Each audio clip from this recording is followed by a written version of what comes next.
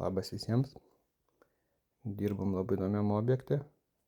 Tai jeigu dažytojai sapnuoja kažkokius košmarus susijusius su profesija, tai ko gero čia ir yra tas košmaras. Įdomus tokie trūkimai ant sienų, tai ir horizontalus, ir vertikalus visom kryptim žodžiu.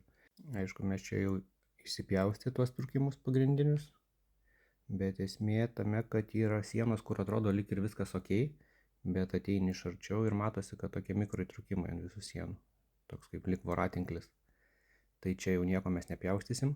Čia meistrai kažkada pataisymą nematomą tokį padarė gražų. Iš pradžių buvo tokia lengva panikėlė, bet po to nusiraminom. Tai pasidarėm testus, kokį sugalvojom visą tą sumuštinį daryti ir pažiūrėjom, ar laiko apkrovas, tai viskas pavyko neblogai. Tai parodysim, kaip darom visą tą sumuštinį, kurį suplanavę. Užsitaisėm visas didžiasias tokias skylės ir įtrūkimus, kur reikėjo perstinkavom. Visą sieną susišvietėm.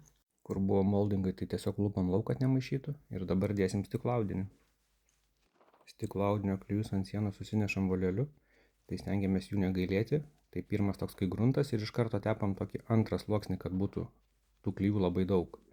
Tai irgi užsinešam per daugiau negu plotį stiklo audinio. Kampus prasieinam su teptuku, aišku, irgi riebiai. Naudojam tokį super įrankį kaip kaladė, tai neleidžia stiklo audinį prilipti prie pačios, tai žymiai lengviau. Ir dviese tiesiog remiam į kampą patį stiklo audinį ir vienas principas kaip tapetas. Tai jeigu reikia, apsipjaunam rozetės esamas iš karto, apsipjaunam viršų, nes užleidžiam šiek tiek. Ir viskas, ir su mentele gražiai išvedžiojam klijus. Mes visada dar ant viršaus tepam irgi klijų, kad stiklo audinys pilnai persigertų kiaurai klijais. Tai va čia labai gerai matosi, toks visiškai šlapias ir tada jokių pūslių nieko neatsiranda. Kiti taip nedaro, bet mes taip darom. Tada ir grunto mažiau, ir dažų mažiau, visko mažiau sugeria į save.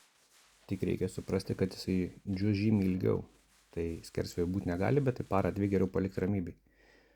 Ir toliau užsinešam klijus visur. Dedam antrą lapą. Tai viršų iš karto apsipjaunam. Užleidžiam vieną ant kito apie 5 cm plius minus. Jokių ten lazerių nieko nenaudojam, nereikia. Ir su glaistyklė viską gražiai išvedžiojam, kad nebūtų jokių oro tarpų. Tada pjaunam su peiliuku per abu stiklo audinius ir išimam vidurį. Bet labai svarbu yra, kad nepjaut per giliai.